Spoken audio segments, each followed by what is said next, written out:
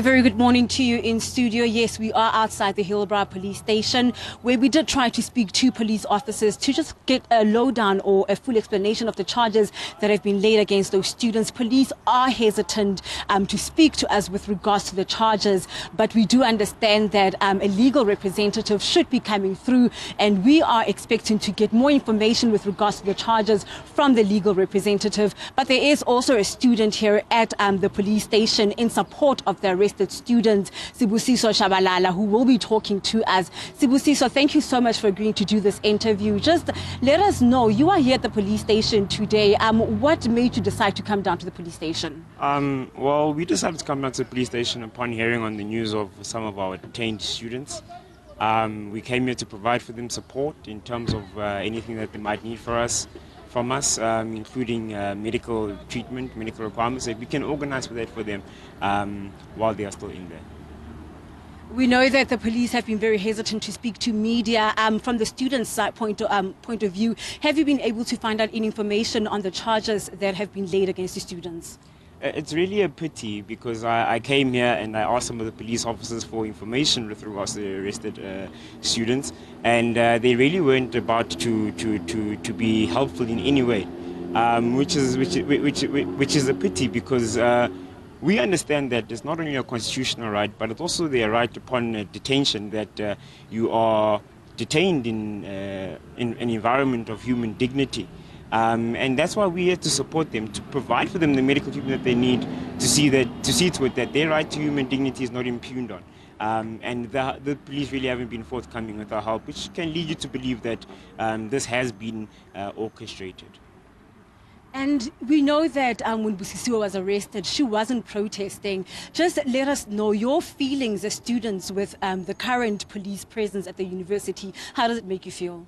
It's just, again, another unfortunate thing. I mean, in a university environment, is a learning environment, an academic environment, an environment where we should be engaging on issues, an environment where we should be debating issues.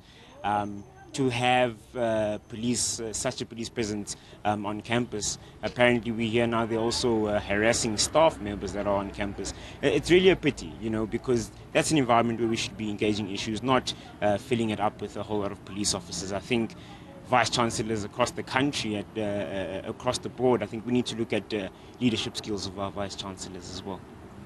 And Sibusiso, we know that the students are not happy at all with what happened this morning. Would you say, from a student perspective, do you think students will mobilize to possibly protest any further?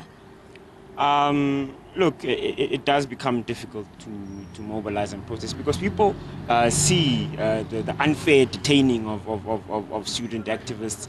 People see the heavy presence on campus, and they really make it difficult to mobilize the masses to come forward and support us on the ground, which is also a problem because we know that the right to assemble and the right to association is one that is heavily purported by our constitution.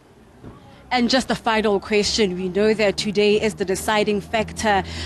Should there be any proceeding protests at the university, we could see a possible shutdown. Is there any concern from the students with regards to the academic year being shut down?